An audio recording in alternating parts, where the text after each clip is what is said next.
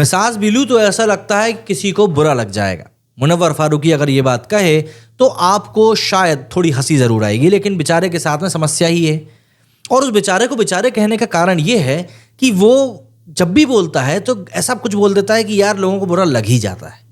और मुनव्वर फारूकी इस बात को समझता नहीं, वो इस बात की गंभीरता को नहीं समझता, और इसीलिए फिर लोगों को उसे गरियाना पड़ता है, तब उसको माफ़ी मांगनी पड़ती है। मेरा मतलब यह है कि अगर आप चीज़ों को पहले ही सोच समझ कर बोलोगे तो ये नौबत ही कभी नहीं आएगी ना। और इस बार भी कोंकणी समाज को लेकर जो ये पूरा मैटर चल रहा है, इसके बाद मुनव्वर फारूकी को माफ़ी मांगनी पड़ी। इवन ये तक कहना पड़ा कि मेरे तो अपने ही बार बार मेरे खिलाफ बोलना शुरू कर देते हैं। दरअसल बिग बॉस 18 के विनर और famous stand up comedian Munawar Faruqui एक बार फिर से विवादों में।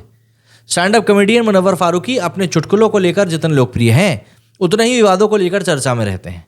अपने विवादित चुटकुलों के कारण जेल यात्रा तक कर आए हैं, तो reality TV show big boss भी जीत चुके हैं। अब एक बार फिर से वो विवादों में घिरे हुए हैं कोंकणी समुदाय पर अपनी टिप्पणी को लेकर, जिस वजह से कोंकणी समुदाय मुनव्वर का विरोध कर रहा है। कॉमेडियन को चेतावनी दी गई है कि वो अपने अपशब्दों को लेकर जल्द से जल्द माफ़ी मांगे, वरना उन्हें रौंद दिया जाएगा। हालांकि अब उन्होंने माफ़ी मांग ली है। अगर हम विवादों की बात करें तो स्टैंड अप कॉमेडियन मुनव्वर ने पिछले हफ्ते एक शो किया था, जिसमें कि उन्होंने महाराष्ट्र के कोंकणी समुदाय पर एक अभद्र टिप्पणी करी थी और कुछ अपशब्दों का प्रयोग किया था। मुनव्वर ने कहा था कि ये कोंकणी लोग बनाते हैं। अब जो गैप है वहां पे आप समझ लीजिए। दरअसल कोंकणी समुदाय के लिए मुनव्वर ने जिन शब्दों का इस्तेमाल किया था उस पर विवाद है। मुनव्वर पर कोंकणी समुदाय के लोगों का गुस्सा भी फूटा है। शिवसेना के एकनाथ शिंदे गुट के नेता, विधायक और मुंबई के सिद्धिविनायक मंदिर के ट्रस्टी सदा सरवणकर के बेटे समाधान सरवणकर ने, जो खुद भी एक पार्षद रह चुके हैं, उन्होंने एक ट्वीट करके कहा है कि जो भी मुनव्वर की पिटाई करेगा उसको वो 1 लाख रुपए का इनाम देंगे। समाधान ने अपने ट्वीट में कहा कि पाकिस्तान प्रेमी मुनव्वर ने अगर कोंकणी लोगों से माफ़ी नहीं मांगी तो वो जहां दिखेगा उसकी पिटाई करेंगे, और जो भी उसको पिटेगा उसको हम 1 लाख रुपए भी देंगे।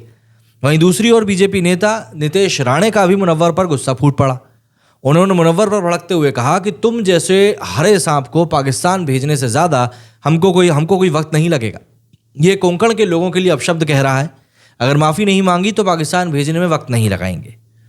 इस पूरे विवाद के बाद मुनव्वर ने एक वीडियो शेयर करके अपने शब्दों के लिए माफ़ी मांगी। मुनव्वर ने कहा कि कुछ वक्त पहले एक शो हुआ था जिसमें कि क्राउड वर्क हुआ था, ऑडियंस से इंटरेक्शन हो रहा था, उस दौरान कोंकण को लेकर बात निकली, लेकिन उसको थोड़ा गलत समझ लिया गया। कुछ लोगों को लगता है कि मैंने कोंकणी समुदाय के बारे में कुछ गलत बोला है, उनका मजाक उड़ाया है, तो ऐसा नहीं था। मेरा इरादा किसी को ठेस पहुंचाने का नहीं था। वो क्राउड वर्क था, बातचीत में मेरे मुंह से वो चीज़ निकली, लेकिन मैंने देखा कि कुछ लोगों का दिल दुखा है। मेरा काम हंसाना है, इसलिए मैं नहीं चाहता कि किसी का भी दिल दुखे। मैं दिल से माफ़ी मांगना चाहता हूँ। जिनको भी बुरा लगा उनको सॉरी। उस शो पर सभी लोग थे, मराठी थे, हिंदू थे, मुस्लिम थे, सभी लोग थे। लेकिन जब इंटरनेट पर इस तरह की चीज़ें सामने आती हैं तो पता चलता है कि मेरा किसी का दिल दुखाने का इरादा नहीं था। मैं आप सभी से माफ़ी मांगता हूँ। जय हिंद, जय महाराष्ट्र। अब इसी बहाने ज़रा हम लोग कोंकणी समुदाय की ज़रा बात करेंगे, लेकिन मुनव्वर फारूकी को लेकर आपको एक बात समझनी पड़ेगी कि उसने माफ़ी ज़रूर मांगी, पर उसने हर जगह पर लगा, हो गया, निकल गई, इस तरह के शब्दों का इस्तेमाल किया। मेरा मतलब ये है, किसी भी समुदाय को लेकर इस तरह की बातें क्यों ही करनी।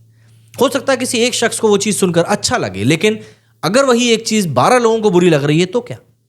सोच समझ कर बोलो, क्योंकि आप एक पब्लिक प्लेटफॉर्म के ऊपर बात कर रहे हो।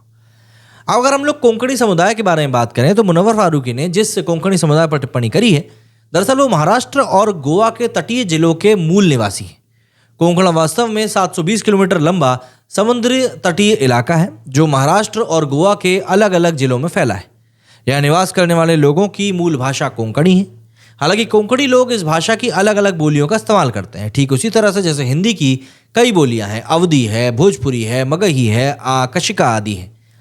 यही कोंकणी भाषा गोवा की राजकीय भाषा भी है। ऐसा माना जाता है कि कोंकणी भाषा प्राकृत और अपभ्रंश से विकसित हुई है, और ये सरस्वती नदी के किनारे पर रहने वाले सरस्वत ब्राह्मणों की पुरानी भाषा सरस्वती का ही बचा हुआ रूप है। कोंकणी लोग कोंकण क्षेत्र में रहने वाले इंडो आर्यन जातीय भाषाई समूह के भी लोग माने जाते हैं। वास्तव में कोंकणी लोग कोंकण क्षेत्र के रहने वाले इंडो आर्यन जातीय भाषाई समूह के लोग हैं। कोंकणी समुदाय की संस्कृति अद्वितीय है। इनकी वेशभूषा, भोजन, परंपराएं, रीति रिवाज, कला और वास्तुकला बेजोड़ है। इनकी कवि कला वास्तव में अद्वितीय है। इसका नमूना कोंकणी मंदिरों के अंदर और बाहर के हिस्सों को सुशोभित करता है। कोंकणी समुदाय का इतिहास काफ़ी प्राचीन है और ये मूल रूप से सरस्वती नदी के किनारे रहने वाले सारस्वत ब्राह्मण माने जाते हैं। बताया जाता है कि 2500 से 1700 ईसा पूर्व के बीच में भौगोलिक बदलावों के कारण उत्तर, दक्षिण और पूर्व में फैली सरस्वती नदी विलुप्त होती चली गई। इसके कारण सरस्वती तट पर जीवन यापन करने वाले लोगों को पलायन करना पड़ा और ये मुख्य रूप से सह्याद्री पर्वत श्रृंखला के दक्षिण और पश्चिम की ओर चले आए। सह्याद्री पर्वत श्रृंखला के दक्षिण और पश्चिम क्षेत्र को सामान्यतः कोना कहा जाता था। इसे सबसे सुरक्षित कोना भी माना जाता था। यही आगे चलकर कोंकण कहलाया और अब कोंकण क्षेत्र के रूप में जाना जाता है। इस क्षेत्र में आकर बसे सारस्वत ब्राह्मण कोंकणी कहे जाते हैं।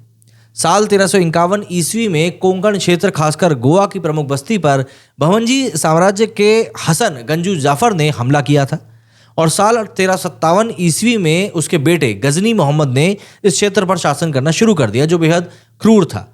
फिर बीजापुर के तुर्की शासक यूसुफ आदिल शाह के समय में भी सारस्वत ब्राह्मण पर अत्याचार किए गए। इन सब के कारण सारस्वत ब्राह्मणों को एक बार फिर दक्षिण की ओर पलायन करना पड़ा।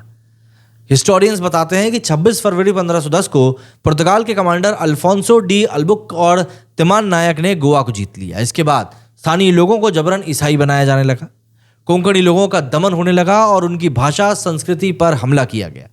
सारस्वत ब्राह्मण अपने साथ जिन वेदों और पांडुलिपियों को बचा कर लाए थे उन्हें नष्ट कर दिया गया। इसके कारण फिर से कोंकणी लोगों ने महाराष्ट्र, केरल, कर्नाटका और गुजरात की ओर पलायन किया था। इसलिए कोंकणी भाषा बोलने वाले लोग गोवा, महाराष्ट्र के तटीय इलाकों के अलावा कर्नाटका, दमन, केरल और गुजरात में भी पाए जाते हैं। अब देखिए, मुनव्वर के वीडियो की बात करें तो मुनव्वर फारूकी ने अपने एक शो में मजाक में महाराष्ट्र के कोंकणी समुदाय के लिए अपशब्द का प्रयोग किया था। इस पर शिवसेना के शिंदे गुट के विधायक सदा सावरकर के बेटे समाधान सावरकर ने अपनी बात बोली, जो कि मैंने आपको बताया ही कि अगर माफी नहीं मांगी तो 1 लाख रुपए देकर क्या कुछ कराया जाएगा। भाजपा नेता नीतीश राणे ने भी इसको लेकर कहा है कि भैया पाकिस्तान भेजने में ज़्यादा समय नहीं लगाएंगे। आपको बता दो कि मुनव्वर फारूकी ने साल 2021 में भगवान श्री राम और माता सीता के बारे में भी आपत्तिजनक टिप्पणी करी थी।